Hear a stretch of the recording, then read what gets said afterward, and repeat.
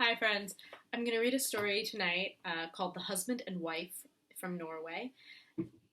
This is sort of a special request for Lauren Brown and also for everyone who's doing all of the exhausting multitasking support work during these times, especially when you're stuck at home.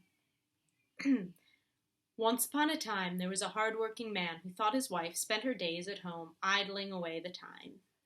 One evening during the haying season, he came home grumbling and complaining about his work.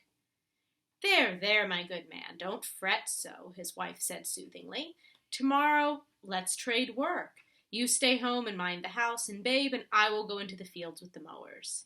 You all see where this is going, I assume. That proposal sounded just fine to the husband, and he told her he would be happy to stay at home. He knew it would be a day of ease. Early the next morning, the wife took a scythe and went out to the hayfield, while the husband stayed behind to do the housework. He decided to first churn the butter. After a bit of churning, he got thirsty, so he went down to the cellar to tap a barrel of ale. Just as he was putting the tap in the barrel, he heard the pig come up into the kitchen.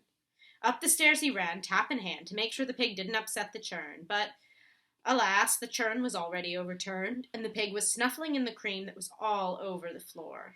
He was so furious that he forgot about the barrel of ale and chased the pig out of the house, kicking the animal hard and leaving it for dead in the front. He saw the tap in his hand and ran downstairs as quick as he could, but the ale had all run out of the barrel.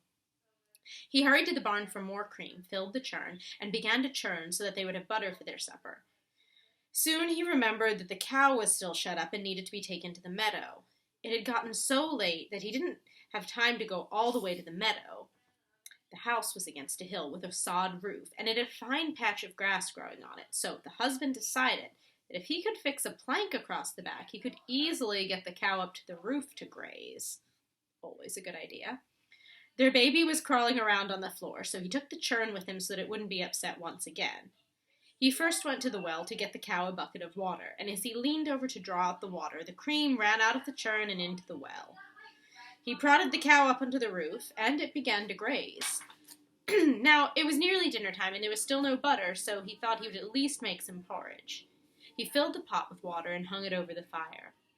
Then he realized that the cow might fall off the front of the roof, so he climbed up and tied a rope around the cow's neck. He let the rope down through the chimney, and when he went into the cottage, he tied it to his leg so the cow couldn't fall down.